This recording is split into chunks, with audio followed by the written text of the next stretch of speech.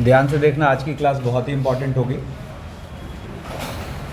मतलब important in the sense कि अगर ये 2.5-3 घंटे में कंक्लूड होने वाली चीज़ है ना, तो और मतलब ऐसी चीज़ है कि देख ले तो सॉल्व हो जाना है, तो इस वजह से बहुत इम्पॉर्टेंट है ना। सारी बात समझ में आनी चाहिए अच्छे से, फिर प्रैक्टिस तो करेंगे ही। चलो देखो, हम बात कर रहे थे डायरेक्शन कोसाइंस और direction ratios of a line की, ठीक है ना। उसी में आगे बढ़ते हैं। अच्छा, प्रीवियस जो क्वेश्चन था ये क्या था कि एक लाइन है जिसके डायरेक्शन कोसाइंस LMN है, जो ये दो लीनियर इक्वेशन सेटिस्फाई कर रहा है, ठीक है ना। तो वहाँ से अपने को लाइन के डायरेक्शन कोसाइन, डायरेक्शन रेशियो सब मिल जाने हैं। तरीका अपन ने दो देखा, ठीक है। और इसमें मेन ध्यान में क्या रखना है कि LMN के साथ ऐसा एक ट्रिपलेट ढूंढना है जिसका रेशियो सेम हो, तो तुरंत वहाँ से हमें उस वेक्टर के मतलब उस लाइन के अलॉन्ग एक वेक्टर मिल जाना है, ठीक है ना। अब डिग्री जब 2 हो गई, जैसे यहाँ पे ये क्वेश्चन है, कह रहा है find the direction cosine LMN of 2 lines satisfying this and this. तो डिग्री 2 है, इस वजह से 2 लाइन्स यहाँ से मिल रहे हैं, ठीक है ना। तो अब देखो यहाँ पर इसका पैटर्न क्या होगा, हम LMN में से कोई सा भी एक को बाकी दो के टर्म में एक्सप्रेस करेंगे, ठीक है। तो जैसे मान लो मैं L को यहाँ से करता हूँ -M, या फिर चलो N को यहाँ से करता हूँ -L -M, ठीक है, -L -M, और यहाँ पर मैं रख देता हूँ 2LM + 2, और देखो यहाँ से L -M और इनटू ये, ठीक है। क्या N को हम क्या रख रहे हैं, -L -M। तो इनफैक्ट यहाँ रखोगे तो ये यहाँ से माइनस आके और L + M हो गया, ठीक है। ऐसा जैसे ही करोगे, अच्छा किसी भी एक को हटा सकते थे बाकी दो के टर्म में, ऐसा जैसे ही करेंगे तो हमें यहाँ LM की 2 डिग्री की होमोजेनियस इक्वेशन मिल गई, ठीक है ना।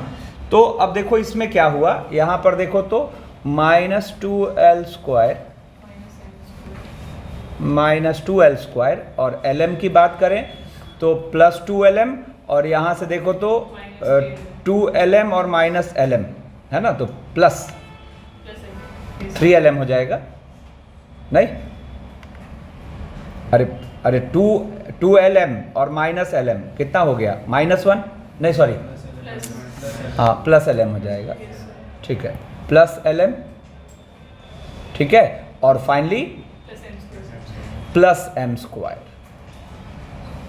ठीक है। अब देखो यहाँ से हम M² से डिवाइड कर देते हैं, तो जैसे ही M² से डिवाइड करोगे, इनफैक्ट -M² से डिवाइड कर लो तो ये आ गया 2L/M -L/M -1। अब क्या फायदा दिखा, फायदा ये दिखा कि ये L/M की क्या है, क्वाड्रेटिक है ना, L/M की क्वाड्रेटिक है, ठीक है ना। तो यहाँ से L/M निकल आएगा। इनफैक्ट देखो एक रूट तो ऐसे ही दिख रहा है 1, तो प्रोडक्ट ऑफ रूट से दूसरा वाला हो जाएगा -1/2। तो यहाँ से आपको L/M एक तो दिखा 1 और दूसरा दिखा -1/2, ठीक है ना। तो अब देखो ये 2 वैल्यू आना, मतलब यहाँ से हमें एक लाइन के DRs मिल रहे हैं, यहाँ से हमें दूसरे लाइन के DRs मिल रहे हैं, ठीक है ना। तो अब देखो मैं यहाँ क्या करूँगा, एक अपने पास लेके चले L = M। अब L = M को इसमें रख के देखो, है ना, इस वाले में। तो अब यहाँ रखोगे तो N क्या हो गया यहाँ पर, -2L, ठीक है ना। तो -2L, तो ज़रा देखो तो यहाँ से हम एक चीज़ इस्टेब्लिश कर पाए, L = M = N/-2। बोलो यस और नो।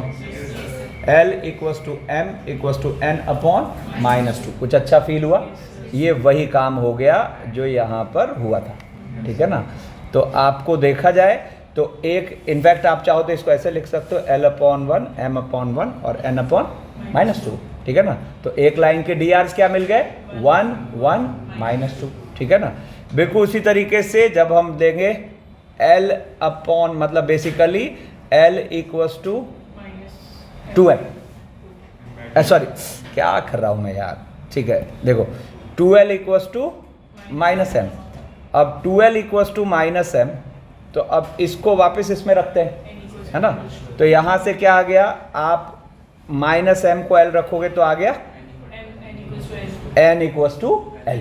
ठीक है, अब n इक्वल्स टू l आ गया, तो ज़रा देखना, तो यहाँ पर हम इसको फिर क्या सेट कर सकते हैं, l equals to m upon minus 2 और इक्वल्स टू n, बेसिकली ऐसा नहीं।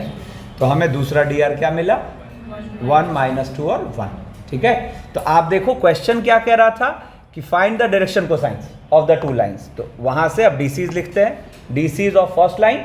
तो डीसीज ऑफ फर्स्ट लाइन क्या आएगा, तो इसका रूट देखो कितना आ रहा है, √6। तो 1/√6 1/√6 माइनस 2/√6 और या माइनस 1/√6, ठीक है ना, माइनस 1/√6 और 2/√6। एक डीसी ये आया। ठीक है, अब दूसरे की बात करें तो DC of second line, DC of second line, ठीक है ना। तो डीसी ऑफ सेकेंड लाइन, तो यहाँ डी आर क्या है, 1 माइनस 2 और 1, फिर से √6 से डिवाइड कर रहे हैं, तो 1/√6 माइनस 2/√6 और 1/√6, और दूसरा आएगा माइनस 1/√6 2/√6 माइनस 1/√6। ठीक है, फिर कह रहा है if two straight lines whose direction cosines are given by the relation this and this. देखो अब सेम सिनेरियो, एक लीनियर इक्वेशन, एक 2 डिग्री इक्वेशन। ठीक है ना। अब कह रहा है are parallel then find the positive value of C. ठीक है, मतलब यहां से जो दो लाइंस आ रहे हैं वो पैरेलल हैं, तो हमें सी की पॉजिटिव वैल्यू चाहिए। ठीक है ना। तो अब देखो यहां पर फिर से हम वही काम करेंगे, किसी एक को हटाते हैं। ठीक है ना, तो किसी एक को हटाते हैं, तो जैसे मान लो मैं यहां पर m को लिख लेता हूं, देखो m को यहां पे लिख लेता हूं, अपने पास इक्वेशन क्या है, l plus m minus n 0। ठीक है ना। तो अच्छा बेटर है l या m में से किसी एक को हटाते हैं, c वाली चीज को नहीं छेड़ते हैं। ठीक है ना, c को एक ही जगह रहने देते हैं। ठीक है ना, तो यहां से हम जैसे m को क्या लिख सकते हैं, n माइनस l, तो यहां पर रखते हैं m को। ठीक है ना, तो क्या आ गया, 3l² plus n minus l का स्क्वायर। ठीक है, और प्लस CNL इक्वल्स टू 0। ठीक है, तो अब देखो यहां से ये n और l के होमोजेनियस इक्वेशन बन जाएगी। ठीक है ना, होमोजेनियस इक्वेशन बन जाएगी, तो देखो क्या हुआ अपने पास, 4l², नहीं NL वाला लिखते हैं, तो अपने पास CNL और माइनस 2NL, तो C है ना, और प्लस n² इक्वल्स टू 0। ठीक है, अब जरा देखो तो यहां से जब हम l/n की क्वाड्रेटिक बनाएंगे, 4l/n का square plus c minus 2 into l/n और प्लस 1 इक्वल्स टू 0। ठीक है, अब सुना मेरी बात, जरा देखो यहां से जो दो हमें drs मिलने हैं, चूंकि लाइंस आर पैरेलल, बहुत ध्यान से समझना, तो मान लो कि अगर एक dr मिलना है a1 a2 a3 एक लाइन का, तो दूसरे का पता है क्या मिलना है, lambda a1 lambda a2 lambda a3, yes और नो। ठीक है, तो अब जरा इनका रेशियो देखो तो क्या आएगा, इनका रेशियो जो है वो तो क्या आएगा, लैम्डा आएगा। तो व्हाट डज इट मीन, इसका मतलब है इसका d0 हुआ। कितने लोग एक बार में बात समझ गए, जो नहीं समझे समझो।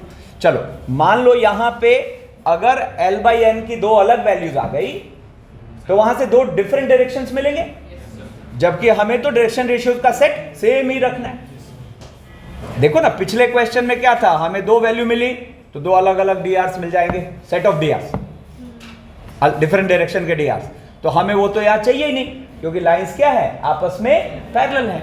तो आपको हर हाल में ये जो L/N की क्वाड्रेटिक बनी या L/M की बनती या M/N की बनती, इसका D क्या करना होता, 0 करना होता। तो यहां से हम जैसे इसका D 0 करेंगे तो B² और -4AC इक्वल्स टू 0, ठीक है ना।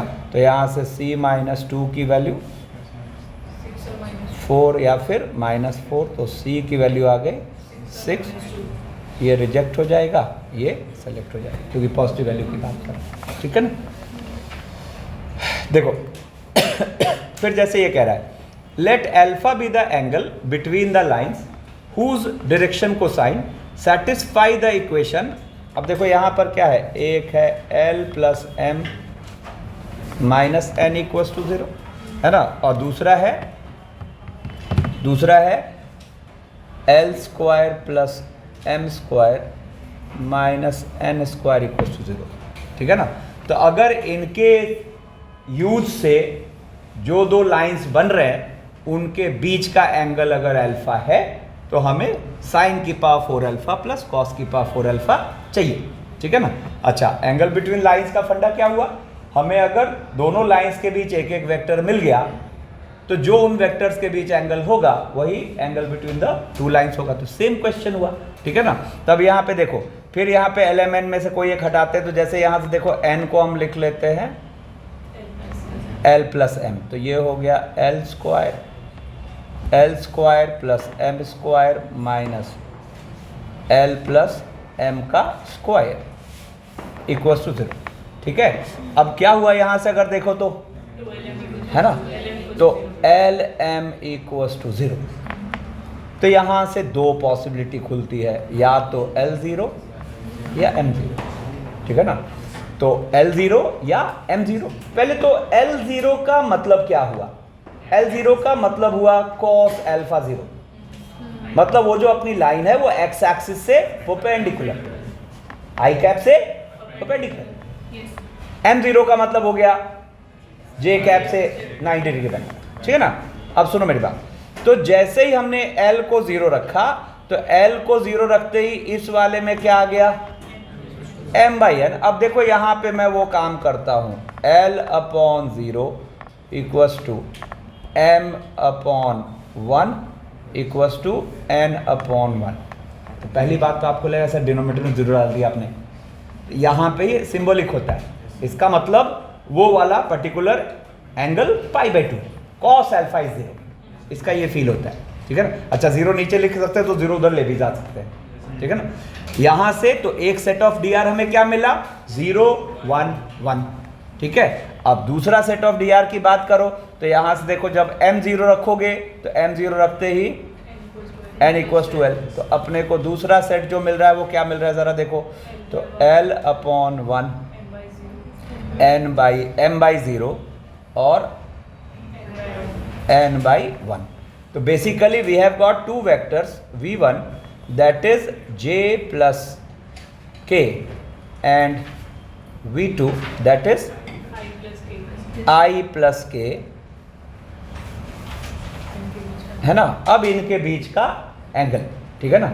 अब यहाँ पर cos अल्फा इक्वल्स टू हमें क्या मिल रहा है, ठीक है, cos अल्फा हमें मिल रहा है, इनका डॉट कर दो, तो इनका डॉट तो ऊपर 1 और नीचे 2, ठीक है। cos अल्फा आ रहा है 2, तो अपने से पूछा क्या है, साइन की पावर 4 अल्फा प्लस कॉस की पावर 4 अल्फा। तो देयरफॉर हम यहाँ पे साइन की पावर 4 अल्फा प्लस कॉस की पावर 4 अल्फा को क्या हो जाएगा, यहाँ पे cos अल्फा हाफ, तो ये बेसिकली √3/2 की पावर 4, तो कितना हो गया 9/16 प्लस यानी कि 10/16 यानी कि, ठीक है ना। बहुत ही लल्लू चीज़ है ये, ठीक है ना। शुरू में देखने में लगता है कि अरे क्या पूछ रहा है। देखो फिर है an angle between the lines whose direction cosine are given by the equations. अच्छा, इंपॉर्टेंट है, सारा क्वेश्चन मैंने जेई का ही सोर्स उठाया, ठीक है ना। तो कह रहा है फिर से वही एक लीनियर इक्वेशन L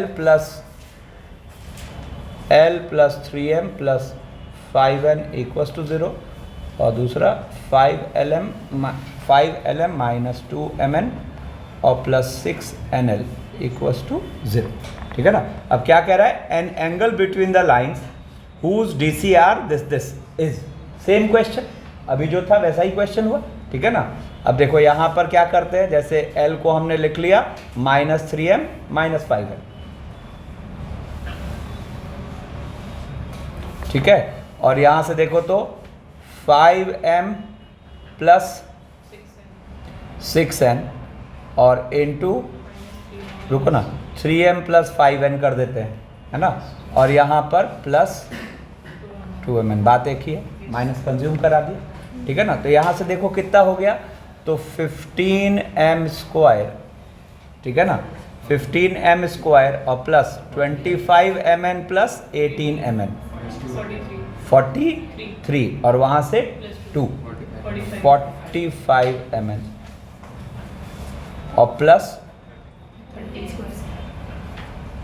ठीक है ना, सॉरी 30m स्क्वायर, अच्छा इधर यहाँ गलत कर दिया है, 15m square plus 45mn plus 30। अब एक काम करते हैं, 15 से और n स्क्वायर से डिवाइड कर देते हैं, तो यहाँ से आ गया m/n का स्क्वायर प्लस, ये तो फैक्टराइज हो रहा है, t+1 t+2, तो यहाँ से m/n अपने पास आया -1, और तब एक बार लेके चलते हैं m इक्वल्स टू -n, तो m इक्वल्स टू -n जैसे ही रखा तो यहाँ l आ गया, यहाँ पे m को -n रखा तो -2n, ठीक है ना।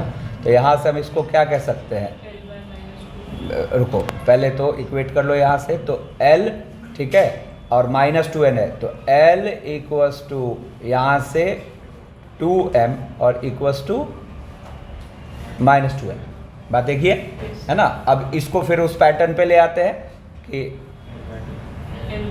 l/2, है ना, l/2 m/1 इक्वल्स, एक डायरेक्शन आ गया, ठीक है ना। अच्छा दूसरे की बात करें तो यहाँ से दूसरा वाला ले लेते हैं, m इक्वल्स टू -2n, तो m इक्वल्स टू -2n, तो l कितना आ गया, ये आ गया अपने पास, हाँ n, ठीक है ना। तो यहाँ कैसे इक्वेट होगा, तो l इक्वल्स टू, रुको नहीं, -2l equals to m equals to -2n, ठीक है ना। हाँ ठीक है, बेसिकली हमने क्या करा, यहाँ पर इसमें बोथ साइड -2 से मल्टीप्लाई कर दिया, तो वो कितना आ गया, -2l इक्वल्स टू -2n, और बीच में फिर m को गुजार दिया, नहीं तो यहाँ से क्या हो जाए, या फिर आप ये भी कर सकते हो m को नीचे खींच लो, तो ये भी कर सकते हो कि l equals to m upon, बात तो एक ही, ठीक है ना। तो यहाँ से फिर वो दूसरा सेट क्या आया, l/1 m/-2 n/1। तो अब एक वेक्टर लेते हैं v1, that is 2i plus j, minus के एक वेक्टर लेते हैं v2 which is i -2j plus k, ठीक है ना। और अब हमें क्या चाहिए, cos थीटा, तो cos थीटा क्या हो गया ज़रा देखो, और ऑप्शन के हिसाब से एक्यूट वाला एंगल चाहिए, तो क्या हो जाएगा, मॉड ले लेते हैं, और 2 - 2 मतलब ऊपर क्या ले लो 1, और नीचे क्या हो जाएगा √6 इंटू √6, कितना हो गया, इजी है, ठीक है ना। चलो अब यहाँ से नेक्स्ट में एंटर करते हैं, equation of straight line in space, space में लाइन की इक्वेशन। तो देखो यहाँ पे पहले क्या लिखा हुआ है, equation of straight line passing through the point A and parallel to the vector B. अब याद करो कोऑर्डिनेट ज्योमेट्री में क्या करते थे, जैसे ही हम सुनते थे ये लाइन फाइंड द इक्वेशन, ठीक है ना, तो अपने माइंड में क्या आता था, सबसे पहला लोकस, सबसे पहले आता था locus, find the equation word सुनते ही लोकस माइंड में आता था। तो लोकस का फील क्या था कि भाई जिस पाथ की इक्वेशन चाहिए उस पर पॉइंट पी चला दो और उसको एच के मान लो, ठीक है ना। तो अब जरा सोचो 3D में सेम बात अगर करें तो जिस जिस पाथ की इक्वेशन चाहिए उस पर एक चलता फिरता पॉइंट P चला देंगे, है ना। और अगर कार्टेशियन फॉर्म में बात कर रहे हैं तो उस पॉइंट के कोऑर्डिनेट्स कुछ कुछ मान लेंगे, जैसे for example alpha beta gamma, कुछ ऐसी 3 चीज मानो जो क्वेश्चन में इन्वॉल्व ना हो, ठीक है ना। तो अगर कार्टेशियन फॉर्म में काम कर रहे हैं तो उस पॉइंट P को मान लेंगे अल्फा बीटा गामा और कोशिश करेंगे कि अल्फा बीटा गामा की इक्वेशन स्टैब्लिश हो, ठीक है ना। फिर जैसे इक्वेशन स्टैब्लिश हो जाएगी तो अल्फा की जगह x, बीटा की जगह y, गामा की जगह z, है ना। और दूसरा, अगर वेक्टर फॉर्म में बात हो रही है तो वो जो चलता फिरता पॉइंट है ना, उसका पोजीशन वेक्टर हम मान लेंगे r वेक्टर, उसका पोजीशन वेक्टर मान लेंगे r वेक्टर। तो दोनों फॉर्म इंटर कन्वर्टिबल होते हैं, मतलब जो आपको r वेक्टर फील हो रहा है वो एक्चुअली है xi cap plus yj cap plus zk cap, क्योंकि चलते फिरते पॉइंट P का रोल किसको दे रखा है, x y z को, है ना। तो जो आपको r वेक्टर फील हो रहा है वही actually xi plus yj plus zk है, ठीक है। तो अब देखो यहां पे कह रहा है equation of straight line passing through the point A, ऐसा ब्रैकेट में लिखने का मतलब A का पोजीशन वेक्टर है A and parallel to the vector B। अब देखो मैंने क्या किया यहां पर, देखो यहां पर इसको एक बार मिटा देता हूं, इस वाले लाइन पर एक चलता फिरता पॉइंट मान लिया P, है ना, और उसका पोजीशन वेक्टर मान लिया R। और अब हम दिमाग क्या लगा रहे हैं कि कैसे भी करके R वेक्टर की एक इक्वेशन सेट हो जाए। तो मैंने क्या पाया कि जब भी P इस पर मूव कर रहा होगा, है ना, तो जो PA माना P और A का जो ज्वाइन होगा, ये वेक्टर हमेशा इस वेक्टर से कोलिनियर होगा। ये वेक्टर हमेशा जिस वेक्टर से, जिस लाइन जिस वेक्टर से पैरेलल है उससे हमेशा क्या होगा, कोलिनियर होगा। देखो क्या था, कह रहा था कि equation of straight line passing through the point A and parallel to the vector B। तो जैसे ही हमने इस पे पॉइंट चलाया तो हम तुरंत यहां पे एक बात लिख पाएंगे कि अपना जो AP वेक्टर है it is lambda times B vector. AP vector है, it will always be lambda times B vector, क्योंकि B तो इससे हमेशा पैरेलल ही होगा। और अब देखो तो यहां से AP वेक्टर को हम क्या लिख सकते हैं, AP वेक्टर को हम लिख सकते हैं R वेक्टर और equals to lambda times B vector. And finally यहां से ये जो आएगा ये आएगा R equals to A plus lambda times B। अब ये जो फॉर्मेट है ये फ्रीक्वेंटली यूज होने वाला फॉर्मेट, ठीक है ना। और अब के बाद कभी भी इस तरह की इक्वेशन देखी तो तुरंत पकड़ लेंगे कि it is representing a straight line space, जिसमें यहां जो वेक्टर लिखा है उस पॉइंट से लाइन पास कर रही है और यहां जो वेक्टर लिखा है उस वेक्टर से लाइन पैरेलल है, दोनों बातें, ठीक है ना। अब एक और इंटरेस्टिंग बात, आप सोचो 3D में किसी पॉइंट को अज्यूम करने के लिए कितने अननोन्स की जरूरत पड़ेगी, 3, अल्फा बीटा गामा। तो हर वो तरीका जो अननोन्स को रिड्यूस करे वो बेहतर है, ठीक है ना। तो यहां पे हमें पता है एक बहुत पावरफुल बात दिख रही है कि हम इसका मतलब इस लाइन पर अब के बाद, कैसी line, which is passing through A and is parallel to P, इस लाइन पर हम ऑलवेज एक पॉइंट को अब के बाद एक अननोन में मान सकते हैं, that is A plus lambda B, A plus lambda B, ठीक है। एक और मजेदार बात, अच्छा अननोन कितने होते हैं, 3 पॉइंट मानने में, यहां कितना है, ये तो बहुत पावरफुल हो गया, इसने 2 अननोन कम कर दिए, ठीक है। एक और मजेदार बात कि यहां ये जो पैरामीटर है लैम्डा, ठीक है, अच्छा हर लैम्डा के लिए हमें इस लाइन पर एक पॉइंट मिलना है, लैम्डा बदलते जाओ, पॉइंट बदलता जा रहा है, लैम्डा 1 रखो, 4 रखो, 100 रखो, -1/2 रखो, -70 रखो, हर लैम्डा के लिए आपको इस लाइन पर एक पॉइंट मिल जाना है।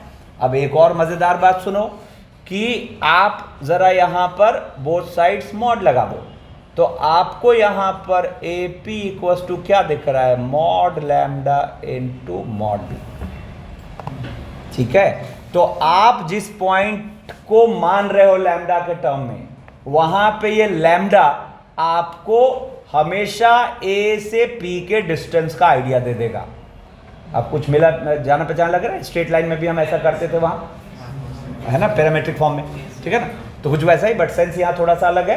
तो यहाँ की ये जो आर्बिट्ररी वैल्यू है लैम्डा, ये नॉर्मल आर्बिट्ररी वैल्यू नहीं है, ठीक है ना, इसकी एक ज्योमेट्रिकल मीनिंग है। और वो ज्योमेट्रिकल मीनिंग क्या हुई कि आप अगर आपको पी के ए से डिस्टेंस चाहिए, ध्यान दो, अगर आपको पी का ए से डिस्टेंस चाहिए, जिसको आपने माना है, उसका अगर उस फिक्स्ड पॉइंट से डिस्टेंस चाहिए, तो it will be mod lambda into B vector का मॉड।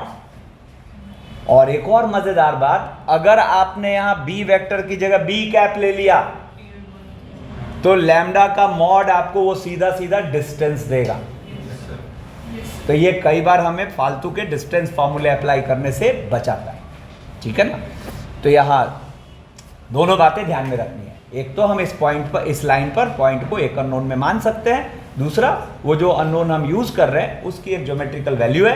क्या, जैसे ही आप उस लैम्डा के एब्सोल्यूट वैल्यू को बी वेक्टर के मॉड से मल्टीप्लाई करोगे तो आपको पी से ए का डिस्टेंस मिल जाएगा, ठीक है। अब देखो, तो अब के बाद जैसे मान लो ये अपने पास फॉर एग्जांपल ये दिख रहा है, तुरंत देखते ही पकड़ लेंगे कि it is representing a line, it is representing a line, ठीक है, जिसमें यहां जो लिखा है वो क्या सजेस्ट कर रहा है, पॉइंट। कौन से पॉइंट से ये लाइन पास कर रही है, this line is passing through, मान लो ए, दैट इज 2 -1 और 0 and is parallel to the vector 4i + 2j -k, ठीक है ना। अच्छा, हम इसके यूज टू है, मेन हम में से कईयों के पास ये अप्रोच नहीं है, ठीक है ना, अब इसको अडॉप्ट करना है। इसके तो कितने लोग यूज टू है अच्छे से, है ना, ये वाली चीज इसको अडॉप्ट करना है, कई बार टाइम बचाता है ये। चलो, अब यहीं से अगर हम कार्टेशियन फॉर्म में घुसते हैं, अच्छा ये जो मैंने यहाँ हाईलाइट किया इसको आप बोलोगे वेक्टर फॉर्म। अच्छा, ज्यादा कन्वीनियंट ऑलवेज कौन सा फॉर्म होगा, वेक्टर फॉर्म, क्योंकि हम वेक्टर्स के बहुत यूज टू हैं, ठीक है ना, और लिखने में भी छोटा होगा, ठीक है ना। अब देखो, अब जब हम कार्टेशियन फॉर्म में आएंगे तो सेम सिनेरियो है, कह रहा है equation of straight line passing through the point A x1 y1 z1 and having direction ratios a1 a2 a3। मतलब आपको इस लाइन पर एक पॉइंट पता है ना, और इसके पैरेलल एक वेक्टर पता है, ठीक है ना, सेम चीज, बिल्कुल सेम चीज, बस लिखने का तरीका यहाँ कार्टेशियन वाला है।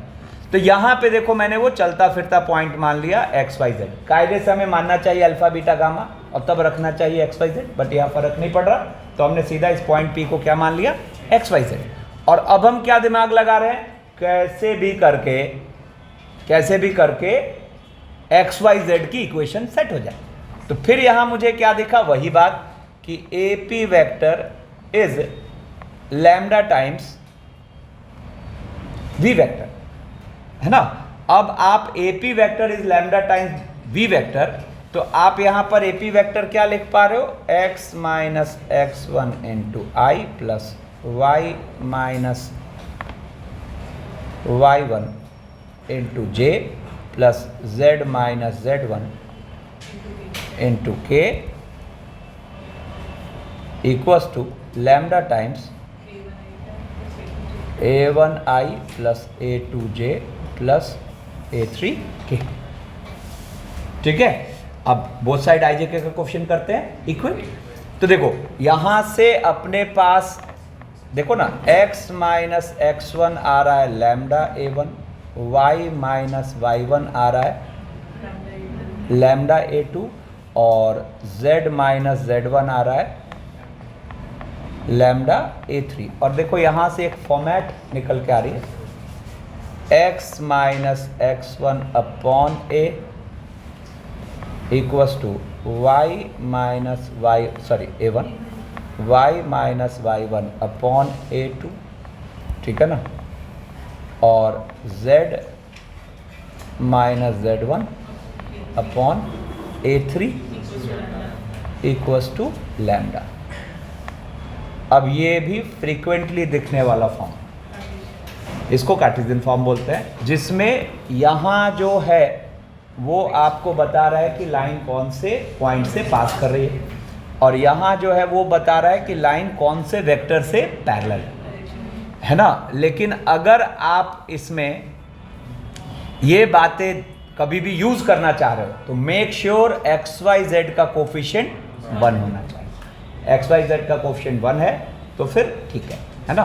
तो अब देखो यहाँ से अगर हम ये वाली चीज़ देखें, जो अभी वो लैम्डा वाली बात कर रहा था, तो मैं यही तो कहूँगा कि कोई लाइन है मान लो which is passing through a x1 y1 z1 है ना, and is parallel to a1i plus a2j plus a3k है ना। तो इस पर हम किसी भी पॉइंट P को अब के बाद एक अननोन में मान सकते हैं, ठीक है ना। इट विल बी क्या, P का मतलब एक्स वाई जेड, तो it will B x1 plus a1 lambda, बोलो y1 plus a2 lambda, y1 plus a2 lambda, और z1 plus a3 lambda. Where same कहानी, वेयर ये लैम्डा नॉर्मल लैम्डा नहीं है, इसकी ज्योमेट्रिकल मीनिंग है, क्या होगी, वेयर, रुको थोड़ा सा इसको ऊपर कर लेते हैं, वेयर आप यहाँ पर AP अगर चाह रहे हो, मतलब P का A से डिस्टेंस चाह रहे हो, तो आप क्या बोलोगे, mod lambda into mod B vector, तो यानी कि रूट के अंदर a1 square plus a2 square plus a3 square, ठीक है। अब देखो एक चीज, जैसे ही हमने ये देखा तो हमें फील आया ये, ठीक है। इसी का कार्टेशियन फॉर्म का फील कैसा आएगा, x minus 1 upon 2 equals to y plus 1 upon 0 है ना,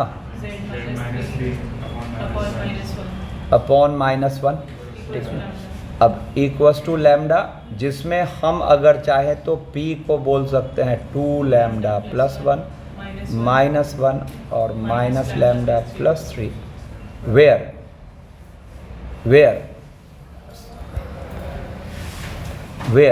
जो PA होगा, जो PA होगा इट विल बी, मतलब इस पॉइंट को जो हमने माना है लैम्डा के टर्म में, तो जो P से A का डिस्टेंस हो, अरे कहाँ ध्यान है तुम्हारा,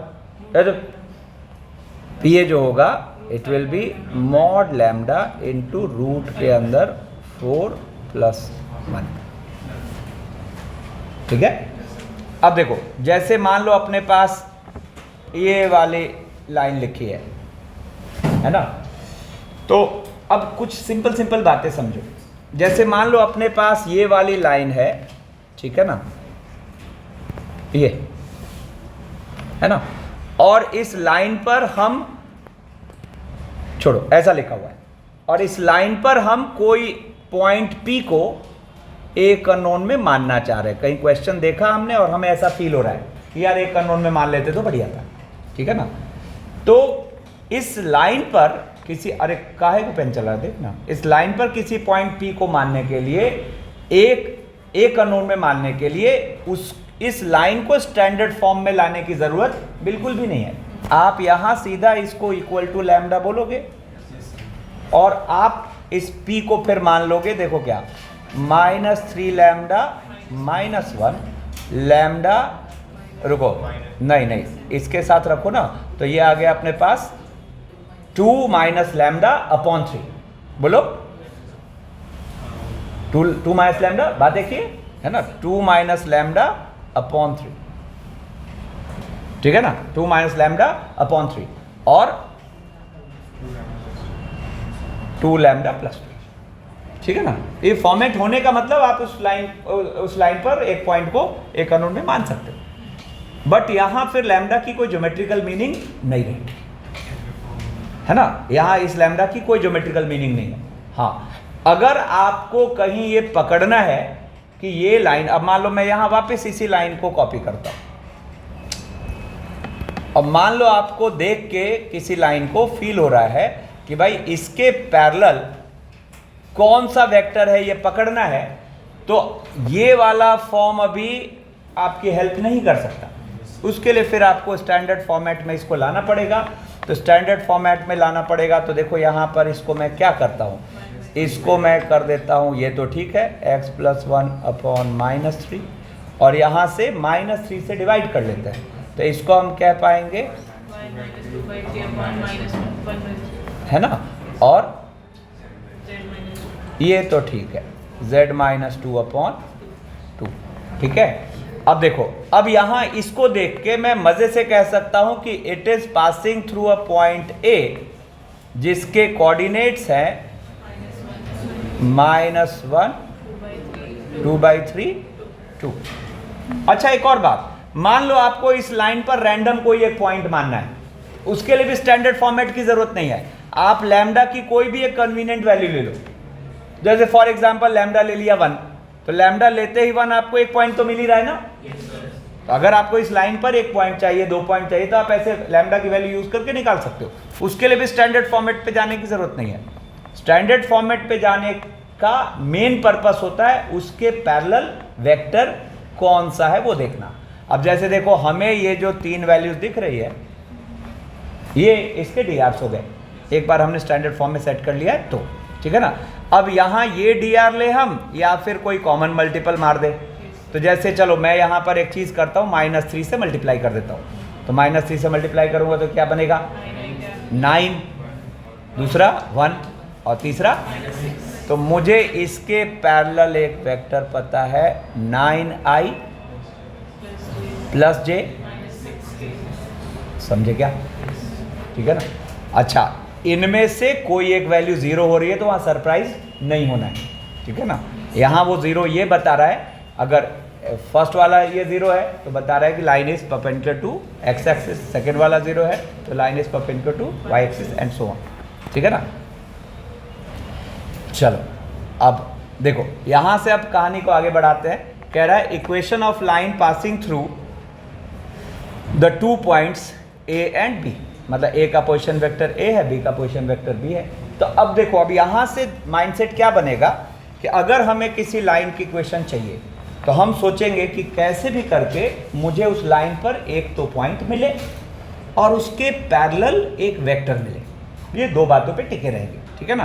तो मैं यहाँ पर चाहूँ तो इस लाइन को लिख सकता हूँ R = A plus lambda times B - A, चलेगा, लैम्डा टाइम्स B - A, ठीक है ना। या फिर मेरी मर्जी, मैं चाहूँ तो इसको लिख दूँ R = B plus lambda times B - A, A - B, कुछ भी, क्योंकि हम पॉइंट में A का भी इस्तेमाल कर सकते हैं और B का भी, ठीक है।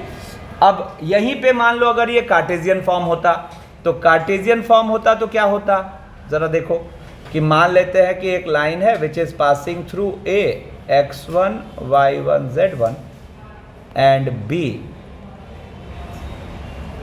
x2 y2 z2, है ना। अब हमें इस लाइन की इक्वेशन लिखनी है, तो हम क्या लिखेंगे ज़रा देखना, x - x1 upon x2 - x1 equals to y - y1 upon y2 - y1 z - z1 upon z2 में लिखा गया, ठीक है।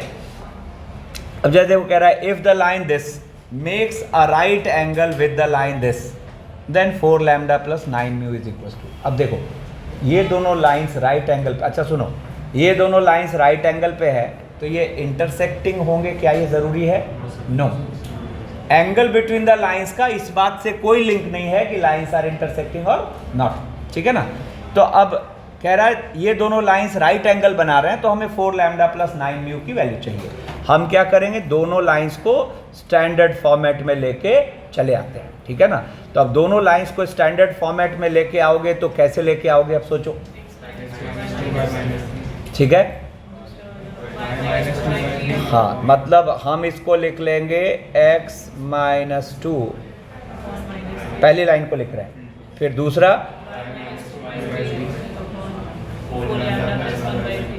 4 लैम्डा प्लस 1/3, है ना। परफेक्ट। अब दूसरी लाइन को लिख लेते हैं, ये तो ठीक है, x प्लस 3/3 म्यू, है ना, और z माइनस 5/-7, ठीक है ना। तो अब देखो, अब यहाँ से हम क्या करते हैं, डॉट प्रोडक्ट को जीरो करते हैं। तो डॉट प्रोडक्ट को जीरो करें तो क्या होगा, -3 × 3 mu plus 4 lambda plus 1/3 into plus -1 × -7, क्योंकि these two lines are perpendicular. Last row क्या कर रहा है, तो यहाँ से क्या आ गया अपने पास, -9 म्यू और -4 लैम्डा -1 और +7। तो देखा जाए तो ये वो एक्सप्रेशन एक ही साथ क्रिएट हो गया। क्या हो गया, 4 लैम्डा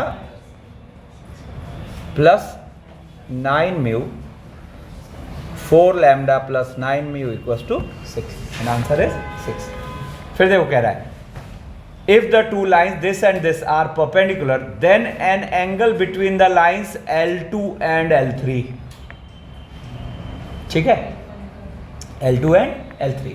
तो देखो सबसे पहले L1 को उस फॉर्मेट में ले आते हैं, x माइनस 2/3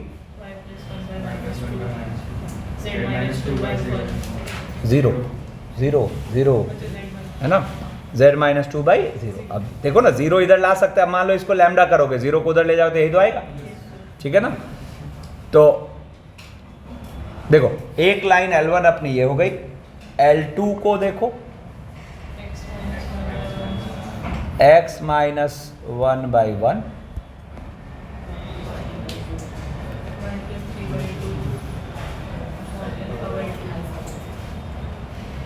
ठीक है ना, z प्लस 5/2, ठीक है ना। अब यहां पर कह रहा है if the two lines L1 and L2 are perpendicular, तो सबसे पहले तो अल्फा की वैल्यू मिल जाएगी। क्या होगा, इनका डॉट जीरो करते हैं, तो 3 minus alpha plus 0 equals to 0। तो देयरफॉर अल्फा इक्वल्स 3 आ गया। अब कह रहा है then an angle between the lines L2 and L3, तो अब L3 को भी यहीं लगे हाथ लिख ही लेते हैं। तो L3 अपने पास हो गया x माइनस 1/-3, है ना, ठीक है ना। तो अब देखो, तो हमें क्या चाहिए, है ना, तो एक वेक्टर हो गया अपने पास v1, दैट इज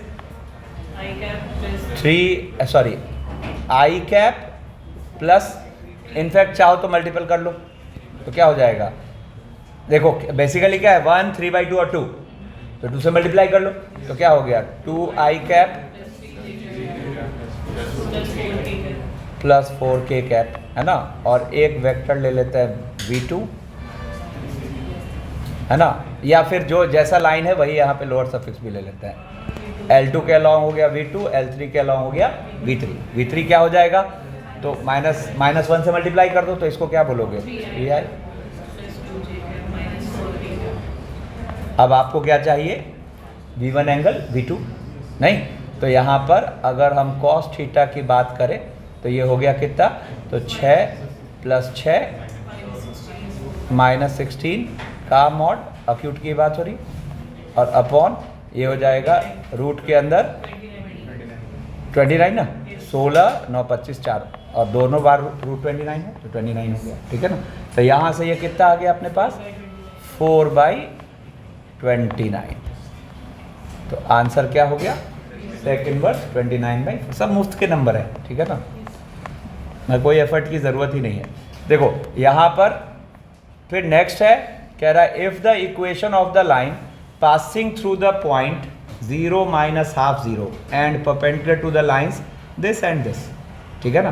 तो अब देखो जैसे ही हमें इन दोनों लाइंस से परपेंडिकुलर की बात हुई तो तुरंत माइंड में क्या आ रहा है, इनका क्रॉस, ठीक है ना। अब कह रहा है if the equation of the line passing through the point this and perpendicular to these two lines is this, ठीक है ना, तो then a plus B plus C plus D is equal to. तो सबसे पहली बात तो देखो यहाँ पर आपको इसका क्रॉस देखना है, किसका, आई जे के, ठीक है, और क्या हो गया 1 a b और 5, ठीक है। अब देखो तो यहां से जैसे ही आप इसको लिखोगे तो आई कैप क्या हो गया, जरा देखना, थोड़ा सा इधर कर लेते हैं। तो ये आई कैप हो गया 5a माइनस बी, है ना, 5a माइनस बी, तो 5 माइनस बी इंटू ए,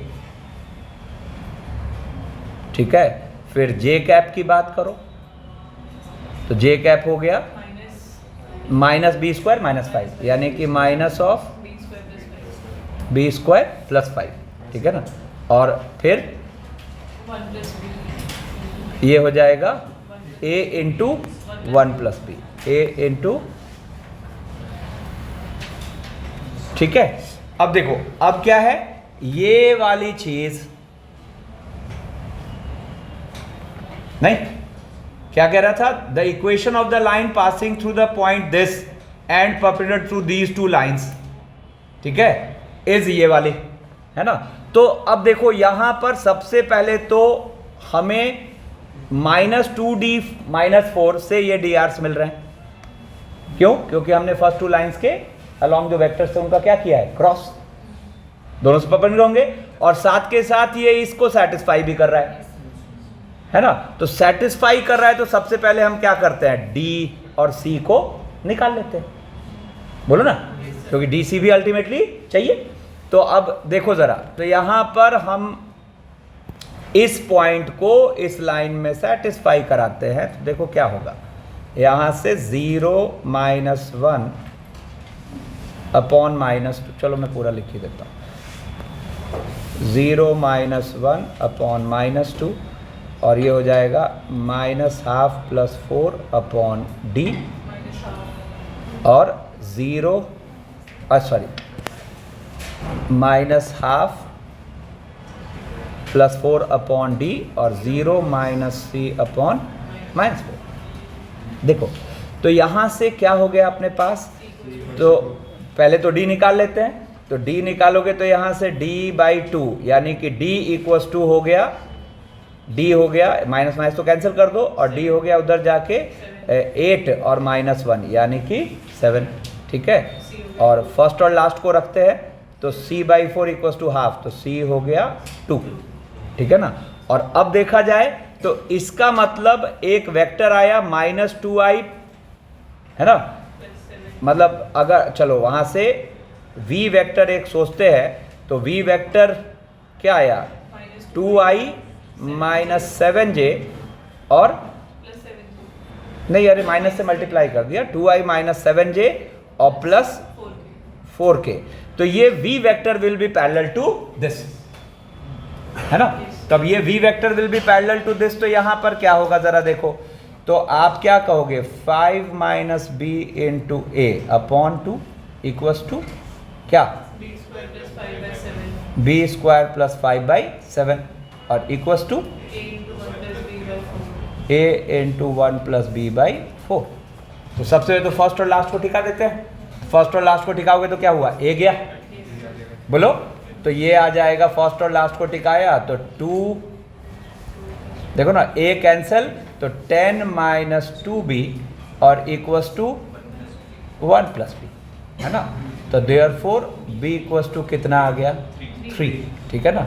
और फिर किसी एक में रख दो, तो जैसे फर्स्ट में रख देते हैं तो यहाँ से 5 - 3 2, तो a इक्वल्स टू कितना आ गया, तो 14/7, यानी कि तो देयरफॉर अपने से पूछा क्या था, a plus b plus c plus d, तो इट इज़ क्या 2 + 3 + 2 + 7, 2 + 3 + 2 + 7 एंड आंसर इज 40। समझे? फिर देखो यहां से अब कहानी को आगे बढ़ाते हैं। एक बार हम लाइंस की इक्वेशन के यूज टू हो चुके हैं, ठीक है ना। अब यहां से कहानी को आगे बढ़ाते हैं। तो देखा जाए तो ये दो लाइंस की इक्वेशन लिखी हुई है। तो स्पेस में फोकस रहना, स्पेस में दो लाइंस एक दूसरे के रेस्पेक्ट में किस किस नेचर के हो सकते हैं। स्पेस में दो लाइंस एक दूसरे के रेस्पेक्ट में किस किस नेचर के हो सकते हैं, ठीक है ना। तो देखो या तो ये दोनों लाइंस पैरेलल है या कोइंसिडेंट है, ठीक है। अब देख के कैसे पकड़े कि ये पैरेलल है या कोइंसिडेंट है। तो देखो पैरेलल हो या कोइंसिडेंट हो, सबसे पहली बात तो B1 B2 आपस में पैरेलल होगा। B1 B2 आपस में पैरेलल होगा। तो देखो कहानी यहां से शुरू हो रही है कि अगर आपको ऐसी दो लाइंस दिख रही है जिसमें यहां जो दो वेक्टर्स हैं वो अगर कोलिनियर वेक्टर है, एक तो यहां लैम्डा नहीं लिखना चाहिए, है ना, मतलब B1 = समथिंग λ1 B2 अगर आ रहा है ना। तो जैसे ही B1 = समथिंग λ1 B2 अगर आ रहा है तो तुरंत आप समझ गए कि these two vectors are collinear. तो देयर आर टू पॉसिबिलिटीज कि या तो ये दोनों लाइंस आपस में पैरेलल होंगे या एक दूसरे पर कोइंसाइड कर रहे होंगे। यही तो दो पॉसिबिलिटी है। तो अब इन दोनों में डिफरेंशिएट कैसे करें। तो देखो अगर पैरेलल होंगे तो फर्स्ट वाली लाइन पर कोई पॉइंट ए होगा A1 वेक्टर के साथ, और सेकेंड वाली लाइन पर कोई पॉइंट बी होगा A2 वेक्टर के साथ। तो अगर हम यहां AB वेक्टर या BA वेक्टर को निकाल लें तो सोच के देखो, अगर ये पैरेलल लाइंस हैं तो ये वेक्टर हमेशा इनसे नॉन कोलिनियर होगा हर हाल में। लेकिन अगर ये दोनों लाइंस कोइंसाइड कर रहे हैं तो ये भी उनके साथ क्या हो गया, कोलिनियर हो गया। तो देखो यहां से जो कहानी आगे बढ़ी वो क्या बढ़ी कि A2 - A1 and B1 or B2 are non-collinear, then the two lines are parallel, otherwise coincident। तो अगर देखा जाए तो तीन चीजों ने हमें डिसीजन दिया, तीन चीजों ने हमें डिसीजन दिया। एक वेक्टर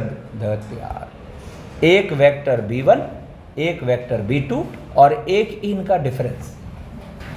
कहां देख रहा है, वेक्टर B1 वेक्टर B2 और जिन दो पॉइंट से ये लाइंस पास करें उनका डिफरेंस A1 - A2 या A2-। इसने हमें सजेस्ट कर दिया कि लाइंस पैरेलल होंगे कि कोइंसिडेंट। अब सोच के देखो कि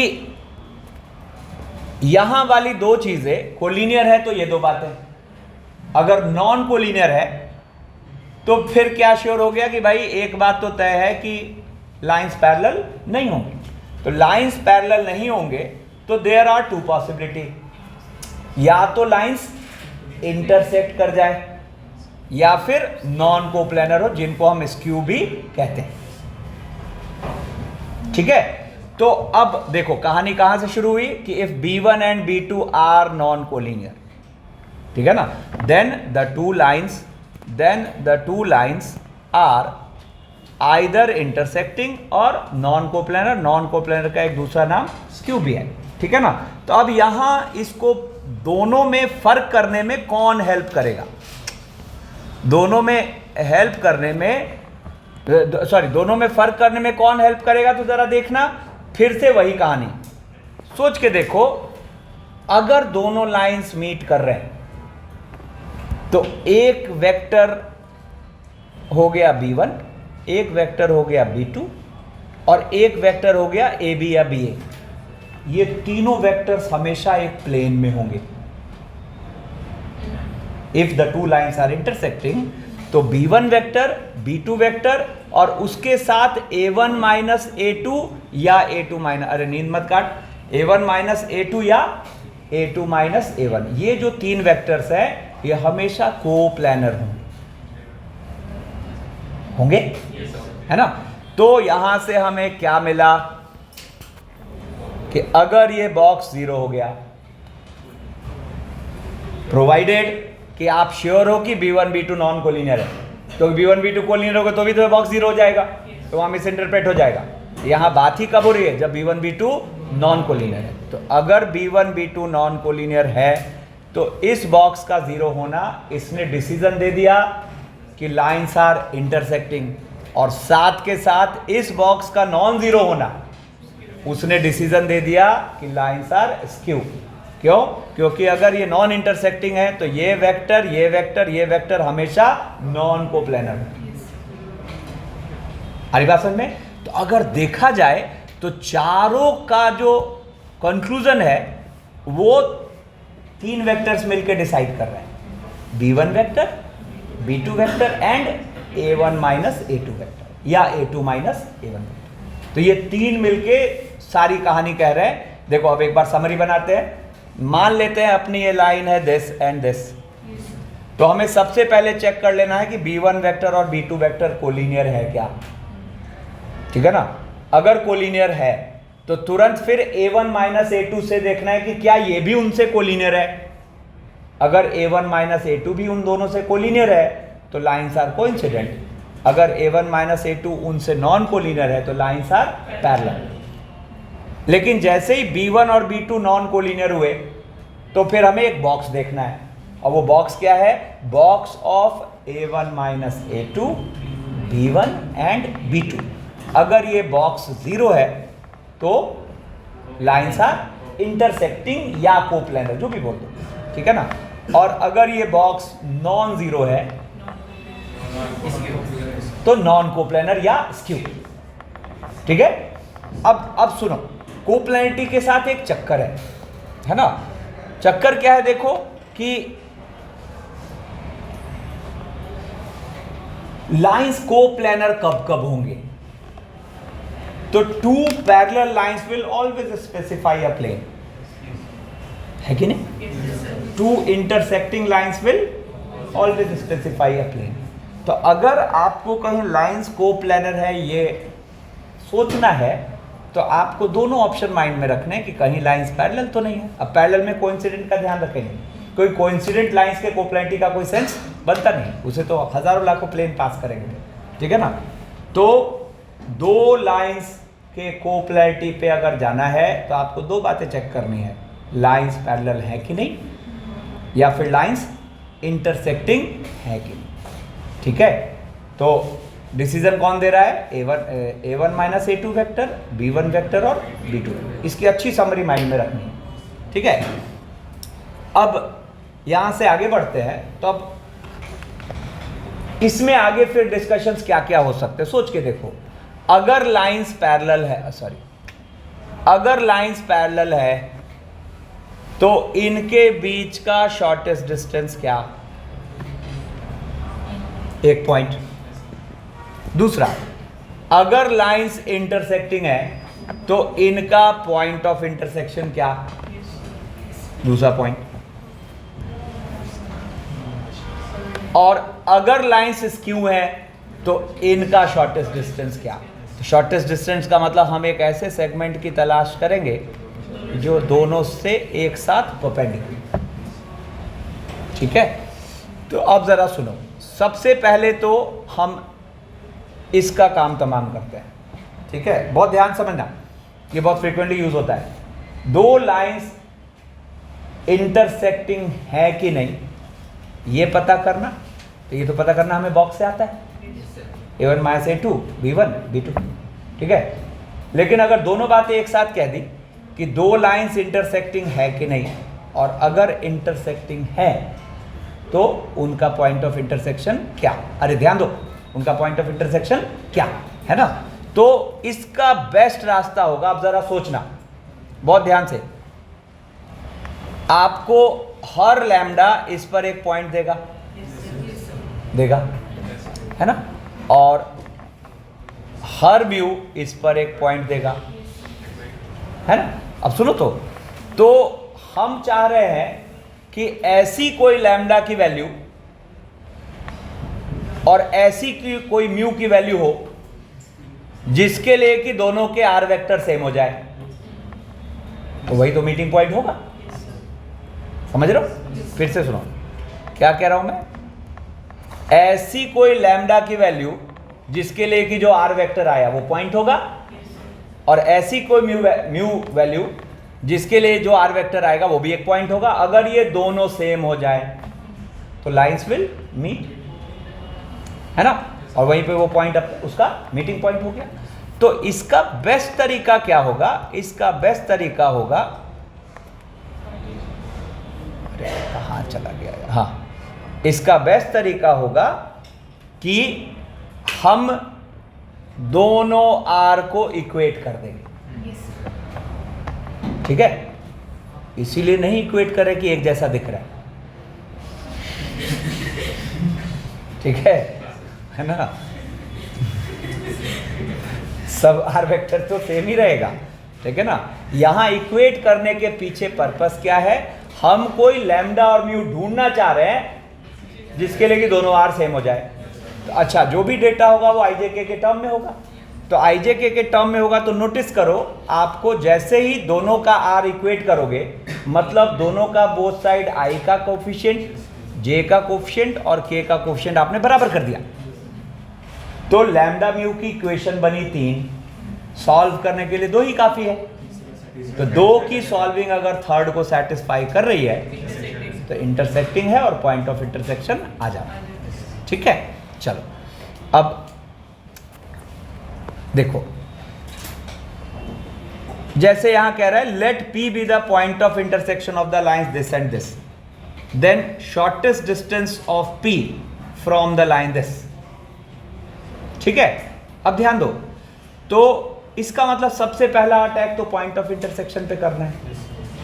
अब सुना मेरी बात, मैं क्या कह रहा हूं, सुनो ध्यान से, कि अगर मैं यहां इसको कुछ लैम्डा बोल दूं और इसको कुछ म्यू बोल दूं, है ना, तो बेसिकली वी आर कंसर्न्ड, सुना carefully, basically we are concerned कि क्या कोई ऐसी लैम्डा की वैल्यू है जिसके लिए जो यहां से एक्स वाई जेड आए, और क्या कोई ऐसी म्यू की वैल्यू है जिससे कि कोई यहां से जो एक्स वाई जेड आए ये बराबर हो जाए। तो बेसिकली हम क्या करेंगे, दोनों जगह के एक्स को इक्वेट करेंगे, दोनों जगह के वाई को इक्वेट करेंगे और दोनों जगह के जेड को। तो यहां से एक्स को इक्वेट करोगे तो आप लिख रहे हो lambda plus 2 equals to 2 mu plus 3। ठीक है, फिर आप दोनों के y को इक्वेट कर रहे हो, तो दोनों के y को इक्वेट करोगे तो आप बोलोगे 5 लैम्डा प्लस 4, 5 लैम्डा प्लस 4, ठीक है ना, और इक्वल्स टू 3 म्यू प्लस 2, और इसके साथ दोनों के z को इक्वेट कर दो, तो दोनों के z को इक्वेट करोगे तो ये आ गया lambda plus 2 equals to 2 mu plus 3, है ना। अब हम इन दोनों में से कि जो कन्वीनियंट है उसको सॉल्व करते हैं। तो जैसे मान लो मैं इसको बोलता हूँ फर्स्ट, है ना, और हाँ ठीक है, तो देखो यहाँ से अपने पास दूसरा वाला तो सेम हो गया, ठीक है ना, तो दूसरा वाला, रुको मैंने कुछ गलत तो नहीं ना किया है, लैम्डा प्लस 2, ठीक है ना। तो इसका मतलब यहाँ सेटिस्फाई कराने की बात है ही नहीं, वो 2 जो सॉल्व करेंगे वही अपना काम कर देगा। तो देखो यहाँ पर हम इसको करते हैं क्या, देखो ना, इसको, या सीधा मैं कर रहा हूँ, इसको 5 से मल्टीप्लाई करके इसमें घटाते हैं। तो जैसे ही 5 से मल्टीप्लाई करके घटाओगे तो ये हो गया अपने पास 10 माइनस 4 6, है ना, और इधर हो गया अपने पास 7 म्यू और प्लस 15 माइनस 2, 7 म्यू और प्लस 15 माइनस 2 कितना हो गया 13, है ना। तो म्यू की वैल्यू कितनी आ गई, -1, ठीक है ना। तो म्यू की वैल्यू -1 आ गई, तो वहाँ रख दो, तो 3 माइनस 2 1, तो लैम्डा भी -1। तो यहाँ वेरीफाई करने की भी ज़रूरत है नहीं, ऐसे भी बोल रखा है, वेरीफाई क्यों करना, ऊपर तो बोल रखा है पॉइंट ऑफ इंटरसेक्शन की बात कर रहा है, ठीक है ना। तो तीसरे की एक्चुअली यहाँ ज़रूरत भी नहीं थी। अब देखो, अब क्या कह रहा है, then the shortest distance of point P। तो अब यहाँ से आपको P के कोऑर्डिनेट्स मिल चुके हैं, है ना। P का कोऑर्डिनेट क्या होगा, लैम्डा प्लस 2, है ना, 5 लैम्डा प्लस 4 और लैम्डा प्लस 2। तो दिस इम्प्लाइज P आ गया अपने पास 1 माइनस 1 1। अब क्वेश्चन क्या कह रहा है, ये वाली जो लाइन है अपनी क्या है जरा देखो, x upon 1 y upon 2 z upon 4। अब कहानी आगे बढ़ी कि ये जो लाइन है it is passing through 0 0 0 and is parallel to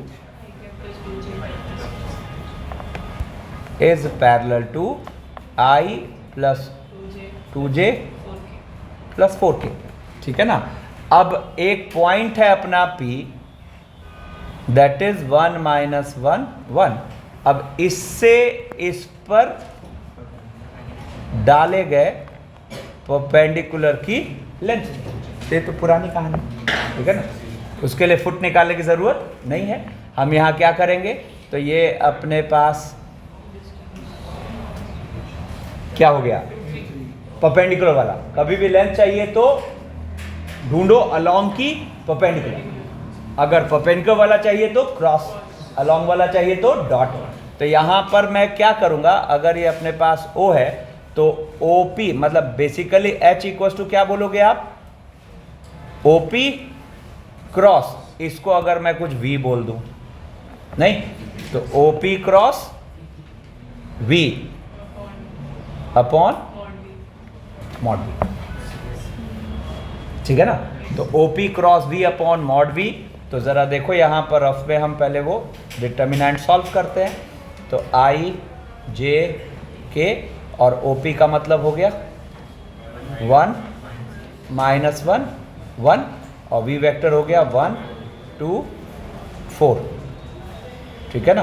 तो ये क्या आ गया अपने पास, I कैप लोगे तो -4 है ना, J कैप लोगे तो -3J कैप और K कैप ले रहे तो 3K कैप है ना। इनफैक्ट यहाँ से -3 कॉमन निकाल लेते हैं तो -3 तो कितना आ गया अपने पास 2I plus J minus K है ना। तो अब देखो यहाँ पर मैं इसको जो लिखूंगा क्या लिखूंगा, तो 3 इंटू क्या हो जाएगा √6 है ना, और अपॉन √20। ठीक है ना। तो देखो यहाँ से अपने पास क्या आ गया, अपने देखो √3 तो उड़ा दो तो नीचे आया 3√2 अपॉन √7, 3√2 अपॉन √7 मतलब 3√14 अपॉन 7। एकदम स्मूथली सॉल्व हो रहा है। देखो फिर कह रहा है let A be the point of intersection of the lines L1 और L2, let B and C be the point on the lines L1 and L2 respectively such that this। ठीक है। तो अब जरा देखो यहां पर सिनेरियो क्या है, कह रहा है इस तरह की दो लाइन्स है, they are meeting at A, L1 और L2 है। ठीक है ना, ये अपना L1 है, ये अपना L2 है। ठीक है। And B and C be the point on the lines L1 and L2 respectively such that AB और AC जो है वो √15 है। तो देखो जैसे मान लो हम यहाँ पे ये और ये भी √15 है और ये भी √15 है। ठीक है ना। तो कह रहा है then square of the area of triangle ABC। ठीक है। तो अब देखो अपने माइंड में यहां पे सबसे पहला क्या आ रहा है, A निकालते हैं, सबसे पहला आ रहा है A निकालते हैं। ठीक है ना। मेरे दिमाग में आ रहा है सबसे पहले ये थीटा फील करते हैं, हाफ AB साइन C, नहीं पॉइंट का देखते हैं ना, जरूरत पड़ेगी तब तो, है ना। तो यहां से अगर देखा जाए तो हम एरिया ट्रायंगल ABC को क्या लिखेंगे, half into 15 into sine theta. ठीक है ना। अब देखो तो हमें इसके पैरेलल एक वेक्टर पता है, है ना, दैट इज I और -K। ठीक है ना, और इसके पैरेलल एक वेक्टर पता है 3i plus 4j plus 5k। Standard format में ये लाइन, फॉर्मेट जरूर चेक करना, नहीं तो तुरंत गलती हो जाएगी, ठीक है ना।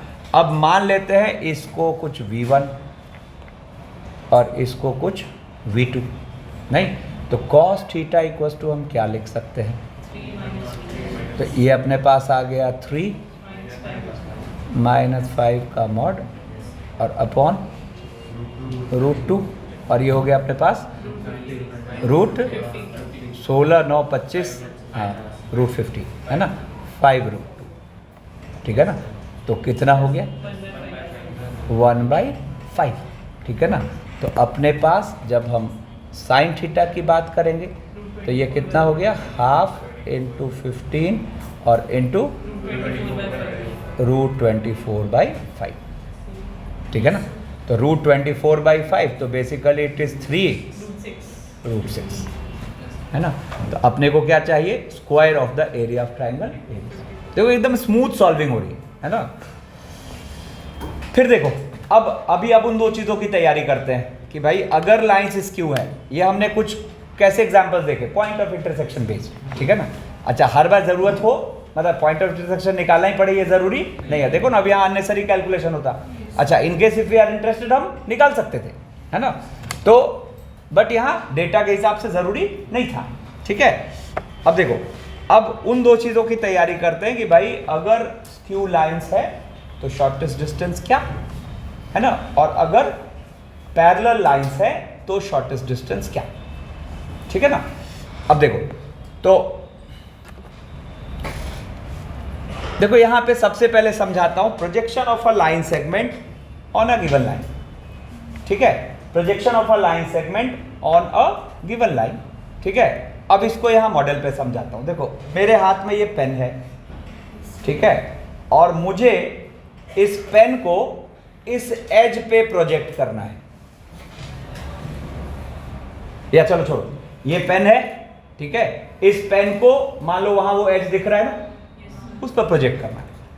तो दिस फिगर में बी नॉन कोप्लेनर, तो वहां जो आपको बना हुआ है ना, ये ए बी, मतलब इसको ऐसे मान लो, ये फिगर को ऐसे अज्यूम करो कि ये लाइन तो टैबलेट की प्लेन में है और ये सेगमेंट ऐसे हवा में ऐसे पेनिट्रेट करता हुआ है, फील आया, ठीक है। तो अब इसका फील लो, जैसे यहां पे ये पेन है, अब मुझे इसको वो पिलर के एज पे प्रोजेक्ट करना है, तो मैं क्या करूंगा, इस पॉइंट से वहां परपेंडिकुलर डालूंगा, इस पॉइंट से वहां परपेंडिकुलर डालूंगा। 1 फुट दिख रहा है वहां, ठीक है। इस पॉइंट से भी वहां परपेंडिकुलर डालूंगा, दूसरा फुट दिख रहा है, तो वो दोनों फुट का जो जॉइन है, वो दोनों फुट का जो जॉइन है वही तो हमें चाहिए, ठीक है। अब जरा सोचो, देखो यहां से समझाता हूं कि मान लो ये था, ठीक है। अब ये देखो यहां से परपेंडिकुलर डाला, ध्यान में रखना है पॉइंट, है ना, और ये देखो यहां से परपेंडिकुलर डाला, ठीक है। अब इसको यहां लेके चलो, कौन सा सिनेरियो होगा, नॉर्मल जो आप डॉट प्रोडक्ट में पढ़े, देखो हवा में, देखो ना ऐसे है, ठीक है। अब यहाँ पे वो दोनों फुट दिख रहे हैं, ये जो फिगर से मैं दिखा रहा था। अब इसको लेके यहाँ चले आओ, अब तो एक कोप्लान फिगर है ना, जिसमें इसका ये हो गया प्रोजेक्शन, मतलब इसके अलावा अगर हमें एक भी वेक्टर पता है तो मैं इसका जैसे ही इसके यूनिट वेक्टर से डॉट लूंगा, ये लेंथ मिल जाता, आएगा समझ, ठीक है ना। तो फील क्लियर हुआ सबको? तो जरा सोच के देखो,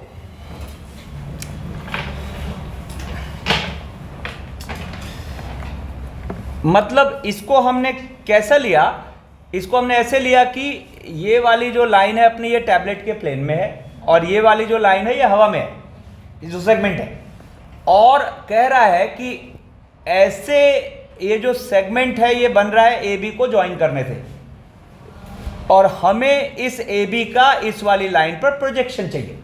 तो हमने क्या करा, एक से इस लाइन पर परपेंडिकुलर डाला जिसका फुट आया m, बी से इस लाइन पर परपेंडिकुलर डाला जिसका फुट आया n।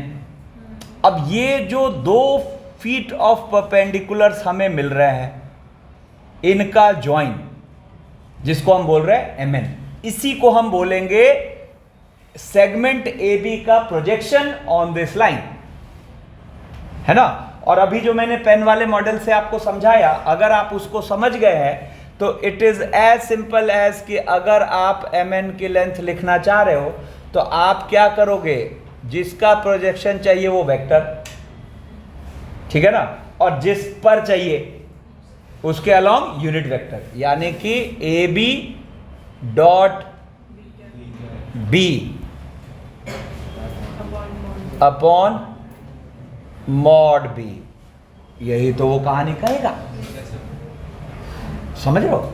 अब मान लो कि मैं बोलूं अपने पास ये C के कोऑर्डिनेट्स है, मान लो अल्फा बीटा गामा, है ना, और B जो अपना वेक्टर है ये मान लेते हैं इट इज A1i प्लस या B1i plus B2j plus B3k, B1i plus B2j plus B3k मान लेते हैं। तो जरा देखो तो ये अपने पास क्या कंक्लूड होके आएगा, तो AB का मतलब x2 minus x1i, y2 minus y1j, z2 minus z1k, और उसका हम B वेक्टर से डॉट भिड़ा रहे हैं, तो क्या बोलेंगे x2 minus x1 into B1 plus into B2 plus z2 minus z1, z2 minus z1 into B3, इसका क्या ले लेंगे मॉड, है ना, इसका ले लिया मॉड, है ना, और अपॉन नीचे लेते हैं B का मॉड, यानी कि रूट के अंदर B1 square plus B2 square plus B3 square, ठीक है। अब जैसे ही हमें ये प्रोजेक्शन का आइडिया हो गया ना, तो वहां से अब shortest distance between to skew lines, ये मजे से अब दिख जाना है, ठीक है। तो देखो जरा, रुको यहां ये मिटाता हूं, हाँ, ये दो चीजें अभी करता हूं, रुको,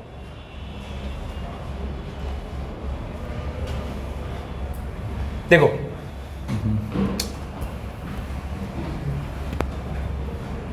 देखो shortest distance between to skew lines के लिए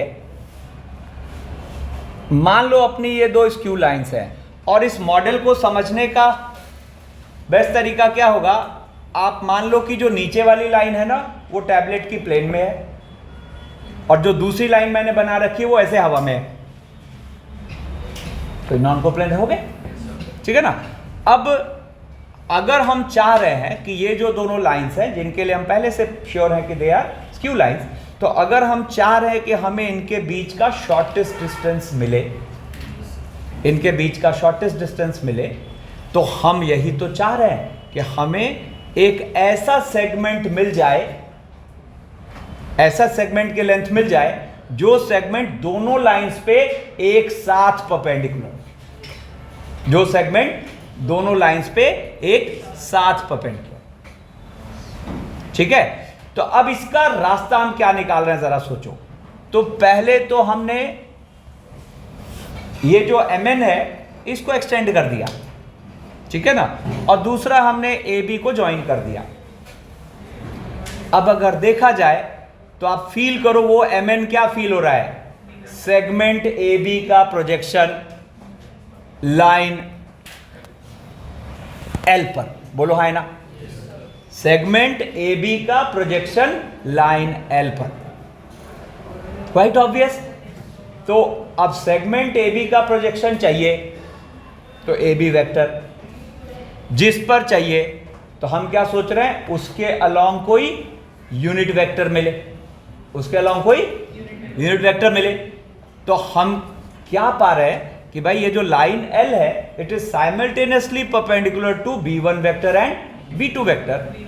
तो जैसे ही आप B1 क्रॉस B2 करोगे तो यहां पे एक बात तो तय हो गई कि B1 cross B2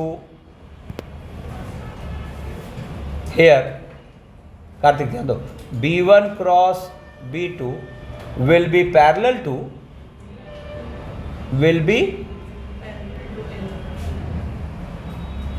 to L। अच्छा, we are not concern with the direction कि उधर है कि इधर है, मतलब ही नहीं, हमें L लाइन की और एक वेक्टर चाहिए था जो कि मिल चुका है, कौन, B1 क्रॉस B2। अब सोचो सेगमेंट AB का आपको प्रोजेक्शन चाहिए लाइन पर, तो सेगमेंट AB का आपको प्रोजेक्शन चाहिए लाइन पर, तो आप क्या सोच रहे हो, जिसका चाहिए वो वेक्टर, यानी कि AB या BA है ना, और जिसके अलोंग चाहिए वो यूनिट वेक्टर, क्या करना होगा, डॉट, तो यानी कि AB dot B1 cross B2 का mod upon mod B1 cross B2, यही तो हो गया अपना शॉर्टेस्ट डिस्टेंस। मतलब अगर मैं यहां इसको H बोलूं तो हम इसको मजे से क्या बोल देंगे, H। अब एक इंटरेस्टिंग ऑब्जर्वेशन देखो, अगर देखा जाए तो H क्या लिखा हुआ है, box of A1 minus A2 या A2 माइनस A1, और अगर हम थोड़ा पीछे जाके देखें तो यही बॉक्स तो वहां सारी कहानी कह रहा था, कोप्लैरिटी है कि नहीं, है ना, इंटरसेक्टिंग है कि नहीं, कब नॉन कोप्लैनर है, ठीक है ना। तो इसका मतलब बस यहां एक्स्ट्रा काम क्या आया कि वो जो बॉक्स निकाल रखा है उसको जैसे ही B1 B2 के क्रॉस के मॉड से डिवाइड करते हैं तो हमें शॉर्टेस्ट डिस्टेंस मिल गया, shortest distance between skew line to skew lines, ठीक है ना। तो ये अपने पास अब स्टैंडर्ड फॉर्मूले की तरह माइंड में लर्न रहेगा, ये स्टैंडर्ड फॉर्मूले की तरह माइंड में लर्न रहेगा, ठीक है ना। अब देखो यहां पे जैसे ये वाली चीज हम सीख गए, है ना, तो पहले तो हम यहां पे पहले तो हम यहां पे इसको, इस सिनेरियो को एक पेन, नहीं ऐसा नहीं, इस टाइप का तो ना पकड़ने में सही होगा, ठीक है, हाँ ये वाला, इसको एक पेन मॉडल से समझते हैं, ठीक है ना। अब देखना जरा, फोकस्ड, एकदम फोकस्ड, ये बहुत काम की चीज है। देखो मैंने आपके सामने एक जनरलाइज्ड फिगर रख रखा है जिसमें ये जो दो पेन्स हैं, these are two skew lines, these are two skew lines, ठीक है ना। अब मान लो कि लाइंस पता है, मतलब हमेशा उस पर एक पॉइंट पता होगा, उससे पैरेलल एक, अरे ध्यान दो, उससे पैरेलल एक वेक्टर पता होगा। तो इस पेन के जो दो टिप है, मान लो आपको दोनों पोजीशन वेक्टर नोन है और दोनों पेन वेक्टर के फॉर्म में नोन है, सेट हुआ माइंड में, क्या क्या नोन है, दोनों पेन वेक्टर के फॉर्म में नोन है और दोनों पेन के टिप के पोजीशन वेक्टर्स नोन है। और आपको अगर यहां पर शॉर्टेस्ट डिस्टेंस चाहिए तो देखो यहां जो मेरे फिंगर है, इसी फिंगर के ये जो पोर्शन है इसकी लेंथ चाहिए, ठीक है ना। तो ये जो लेंथ चाहिए, ये फीलिंग क्या दे रहा है कि जैसे ही हम ये टिप का जो जॉइन है, एक वेक्टर वो और दोनों पेन वेक्टर, तो टिप का जॉइन एक वेक्टर, एक पेन एक वेक्टर, एक और पेन, मतलब टिप का जॉइन एक वेक्टर, एक पेन, दूसरा वेक्टर, दूसरा पेन, तीसरा वेक्टर। जैसे इसका बॉक्स लोगे ऊपर, जैसे इसका बॉक्स लोगे ऊपर और नीचे दोनों पेन का क्रॉस का मॉड, तो आपको शॉर्टेस्ट डिस्टेंस मिल जाता है। क्लैरिटी, ठीक है। अब इसमें आपको एक और चीज क्या पूछ सकता है कि भाई ये जो रेड वाली लाइन L है इसकी इक्वेशन क्या, लास्ट हो, फोकस्ड हो, ये जो रेड वाली लाइन L है इसकी इक्वेशन क्या, कैसे निकालो, मतलब लाइन ऑफ शॉर्टेस्ट डिस्टेंस कैसे निकलना है ना। तो मैं क्या करूंगा, सुना, मैं M को फर्स्ट लाइन की हेल्प से एक अननोन में लिख लूंगा। जैसे मैं M को क्या मान लूंगा, लैम्डा B1 प्लस A1, मतलब A1 प्लस लैम्डा B1, और ऐसे ही n को मान लूंगा A2 plus mu B2, A2 plus mu B2, है ना? रुको ना, क्या बोलना चाह रहे? ठीक है, अच्छा हम क्या चाह रहे हैं? हमें L लाइन के अलॉन्ग एक वेक्टर तो पता है B1 क्रॉस B2, हम चाह रहे हैं कैसे भी करके मुझे उस पर एक पॉइंट मिल जाए। बोलो ना, पॉइंट मिलते ही काम खत्म है। तो अब मैं यहां क्या करूंगा कि ये जो mn वेक्टर आया ये B1 क्रॉस B2 से क्या होगा? कोलिनियर होगा।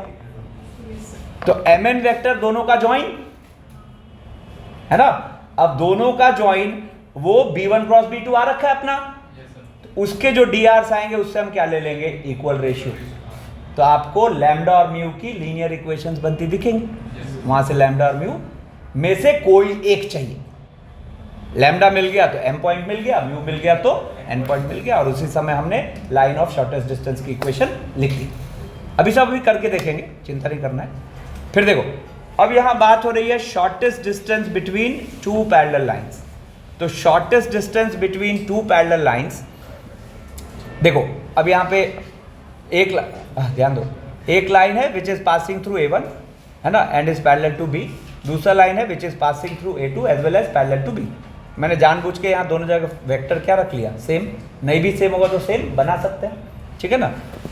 तो आप देखो, हमें जो शॉर्टेस्ट डिस्टेंस चाहिए वो यही तो h। तो ये तो अपना नॉन सिनेरियो है।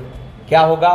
तो देखो ये परपेंडिकुलर वाला कंपोनेंट के मैग्नीट्यूड है, किसका यूज करेंगे? क्रॉस का। तो आप इस h को यहाँ लिख सकते हो क्या? A1 माइनस A2 या A2 माइनस A1, दोनों में से कोई, और cross B vector upon modulus, ठीक है ना। अब देखो, अब इनको हम यूज करके देखते हैं। मतलब आप यही जान लो जब लाइंस के क्वेश्चन करोगे। अच्छा, एक और इंटरेस्टिंग बात, जेईई मेन में लाइंस ही है, प्लेन नहीं है। हम पढ़ेंगे, हम तो पूरा एडवांस वाला तक कवर करेंगे, बट जेईई मेन में खाली लाइन तक है, ठीक है ना। मतलब इनफैक्ट अभी थोड़ा बहुत तो बच जाएगा प्लेन में आज की क्लास के बाद भी, है ना। मतलब कल की आधी क्लास और लगेगी, ठीक है ना। बट आज के बाद हम वो मतलब JEE main PYQ vector as well as 3D wind up करने के पोजीशन में आ जाएंगे, तो एकदम फुल पेस में सॉल्व करिएगा, ठीक है ना। अब देखो, अब यहाँ क्वेश्चन क्या कह रहा है? The shortest distance between the lines this and this, ठीक है। अब देखो मैं सीधा सीधा क्या करूँगा, देखो ध्यान से, एक डिटर्मिनेंट बनाऊंगा, ठीक है ना, जिसमें पॉइंट्स को दोनों के घटा दो। मतलब A1 माइनस A2 पहले रो में, तो A1 का मतलब यहाँ क्या दिख रहा है? 3 माइनस 15 9, बोलो। A2 का मतलब -1 1 और 9। चलो इनको घटाते हैं, तो देखो 3 और माइनस माइनस प्लस 1 4, ठीक है।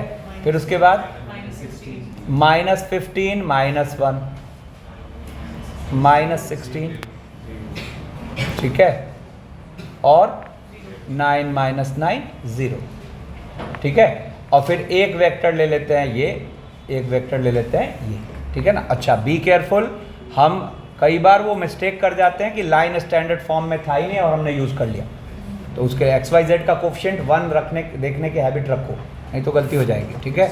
तो अब यहाँ से देखो, तो अपने पास एक वेक्टर ले लिया 2 -7 5, ठीक है ना, और एक ले लिया 2 1 -3, ठीक है ना। अब देखो, अब यहाँ पर क्या करते हैं, इसमें 4 मल्टीप्लाई करके उसमें जोड़ देते हैं, तो क्या हो जाएगा? चाहते तो हम कॉमन लेके थोड़ा छोटा भी कर सकते थे, चलो एनीवेज उतना बड़ा इशू नहीं है।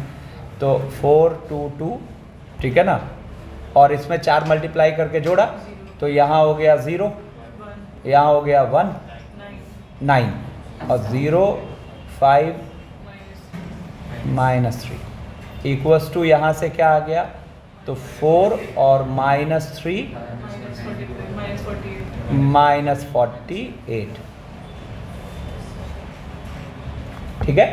और यहीं पे लगे हाथों एक डिटर्मिनेंट सॉल्व करते हैं आई जे के, और एक फर्स्ट लाइन के पैरेलल वेक्टर 2 - 7 5 और एक सेकंड लाइन के पैरेलल वेक्टर 2 1 और -3, ठीक है ना।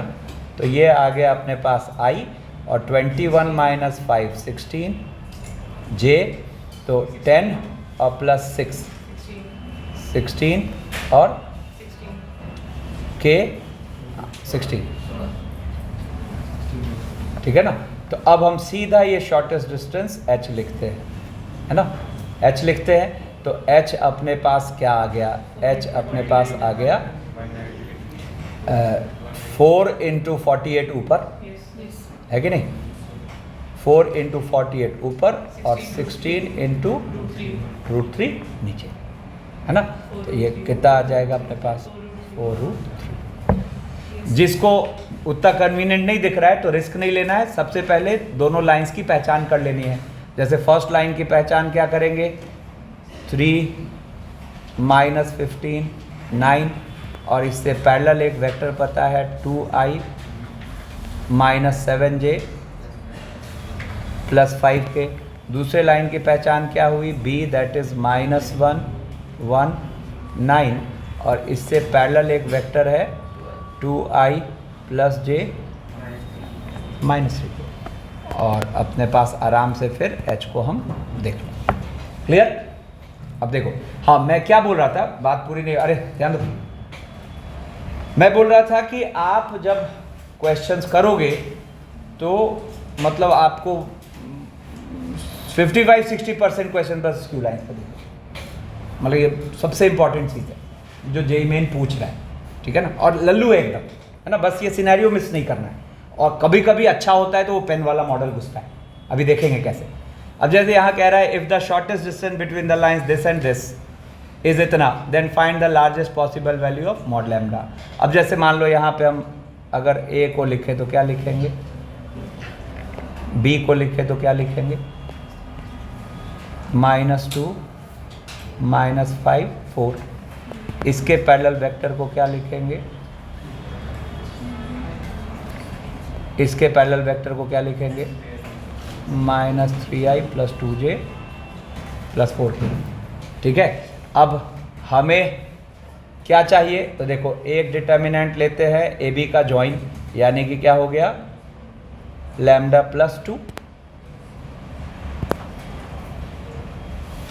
लैम्डा +2 7 और -3, ठीक है। और एक ले लेते हैं एक पेन, यानी कि 3 - 1 1, और एक दूसरा पेन -3 2 और 4, ठीक है। कहाँ पे, अच्छा अरे ऐसे कर रहा हूँ, -3 2 और 4, ठीक है। तो अब देखो ये लैम्डा के टर्म में आ रहा है, ठीक है ना। क्या आ रहा है ज़रा देख लेते हैं। तो लैम्डा +2 और -4 + 2, तो -4 -2 सॉरी -6, फिर 7 लेंगे तो ये आ गया अपने पास, 7 लेंगे तो -3 -12, है ना, माइनस मतलब बेसिकली +7 × -3 -12, यानी कि, है ना, और फिर -3 × 6 6 -3 3, ठीक है। अभी एक बार को इसको रहने देते हैं, और दूसरा हम वो क्रॉस सॉल्व करते हैं, ठीक है ना, i j k, है ना, और 3 - 1 1 और -3 2 4, तो ये हो जाएगा अपना क्या, j हो जाएगा तो -15 + 3, वही वाली वैल्यूज आएंगी, +3 k कैप, ठीक है ना। कॉमन मल्टीपल दिख रहा है तो निकाल लेते हैं, अरे ध्यान दो, तो -3 2i + 5j -k, ठीक है ना। अब हमें क्या कह रहा है, shortest distance between the lines is 44/√30। तब देखो क्या होगा 44/√30। तो पहले तो ये देखते हैं कितना है ये, तो ये -6 लैम्डा है ना, और -12 -105, ठीक है ना, और -9, तो -105 और -9 हो गया टोटल -126, ठीक है ना। तो इनफैक्ट अगर देखा जाए तो -6 कॉमन होके लैम्डा और +31 है कि नहीं। तो अब देखो, अब अकॉर्डिंग टू द क्वेश्चन हम क्या लेंगे, 6 mod लैम्डा +21 और अपॉन 3, और रूट के अंदर ये हो गया अपने पास कितना 25 4 29, हाँ बिल्कुल 3√30 इक्वस टू कर देते हैं 44/√30। √30 कैंसिल है ना, तो 2 उधर 22, तो लैम्डा +21 या तो लैम्डा कितना हो गया, अब पूछा क्या है अपने से, then find the largest possible value of mod lambda, answer आ जाएगा 40। जैसे कह रहा है the shortest distance between lines L1 and L2 where L1 ये है and L2 is the line passing through A and B, ठीक है। तो देखो यहाँ पर L1 के लिए अपने पास पॉइंट हो गया 1 -1 -4, ये पैरेलल टू वेक्टर हो गया 2i -3j + 2k, ठीक है। L2 के लिए हम कोई भी एक पॉइंट ले लेते हैं, जैसे A ले लिया -4 4 3, और वेक्टर पैरेलल के लिए इसको घटा लो, तो घटाओगे तो ये आ जाएगा 3i cap + 2j cap plus, ठीक है। अब देखो, तो अब क्या कह रहा है, the shortest L1 L2 where this है ना, through the point and to line this, अच्छा ठीक है। मतलब क्या कह रहा है, shortest distance between lines L1 and L2 हमें चाहिए, जहां L1 ये है and L2 is the line passing through this and perpendicular to the line this.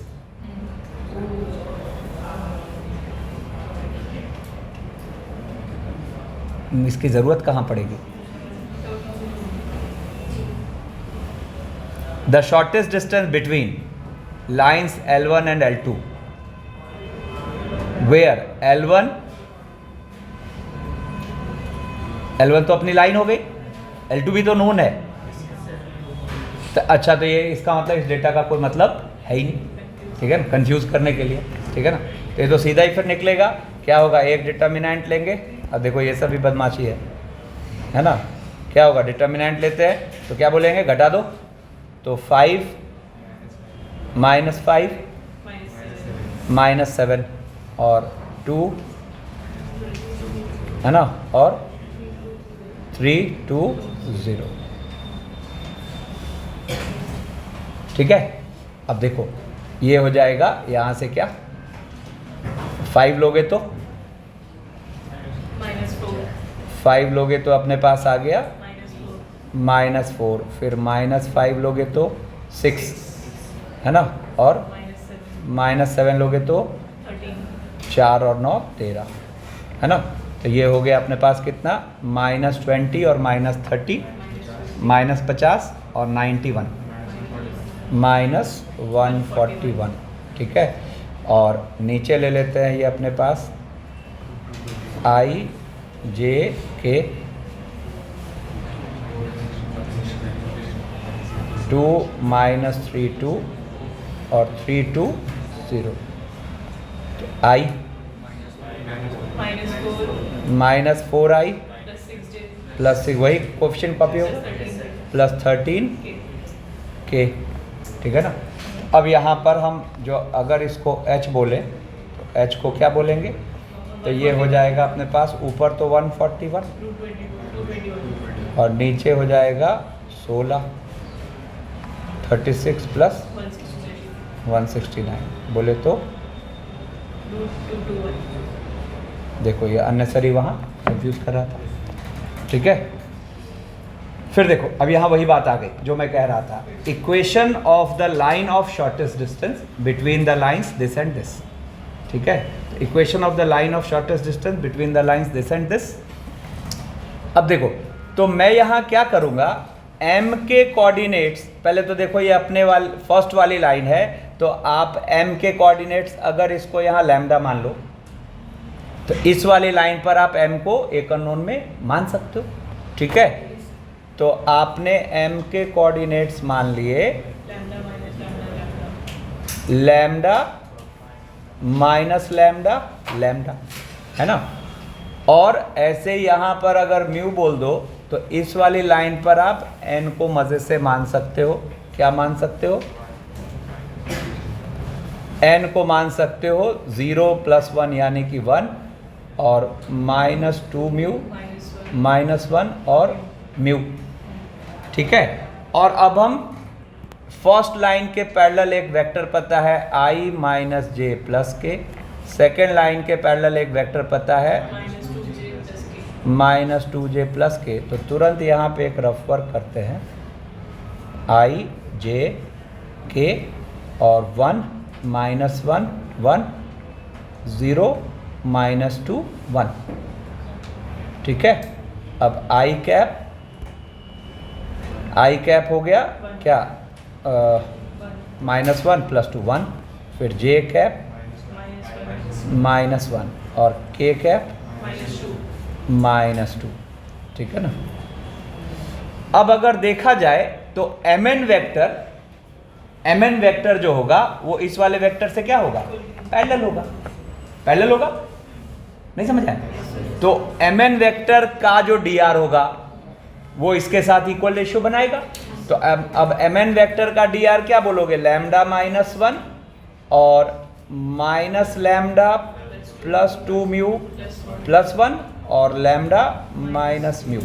अब ये जो तीन ट्रिपलेट है ये 1 के साथ, -1 के साथ और -2 के साथ क्या बनाएंगे, इक्वल रेशियो, ठीक है ना। तो इक्वल रेशियो, समझ गए क्यों? अरे बोलो ना, इसी ओर तो होगा वो क्रॉस, ठीक है ना। तो अब यहां से देखो, सिंपल कोई भी दो बारी बारी से क्लब करो। तो जैसे एक बार फर्स्ट लास्ट को क्लब करते हैं तो ये क्या हो गया, -2 लैम्डा +2 = लैम्डा माइनस म्यू, है ना। तो यहाँ से देखा जाए तो ये कितना आ गया, 3 लैम्डा माइनस म्यू = 2, है ना। और ऐसे ही एक बार फर्स्ट और सेकंड को साथ रखते हैं तो ये आ जाएगा लैम्डा -1 = लैम्डा -2 म्यू।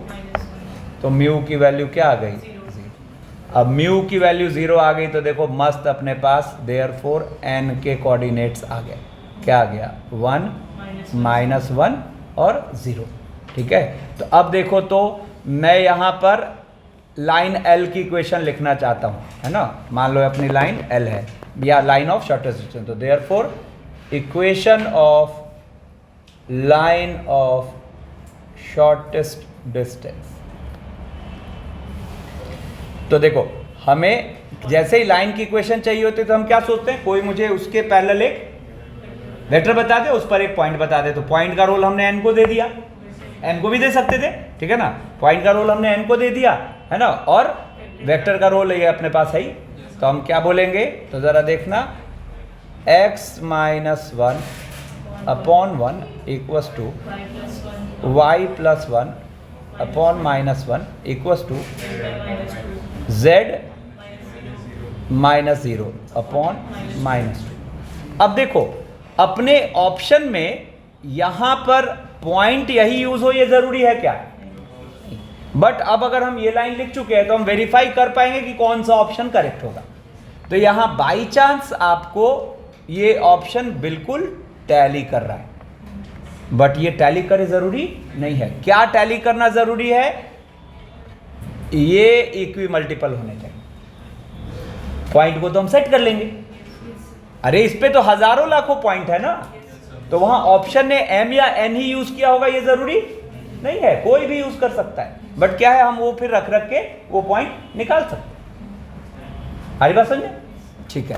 तो यहां से पहले तो एक बार इसकी अच्छी समरी बनाओ, कभी भी हमें लाइन ऑफ शॉर्टेस्ट डिस्टेंस निकालने कहा तो ऐसे निकाल लेंगे।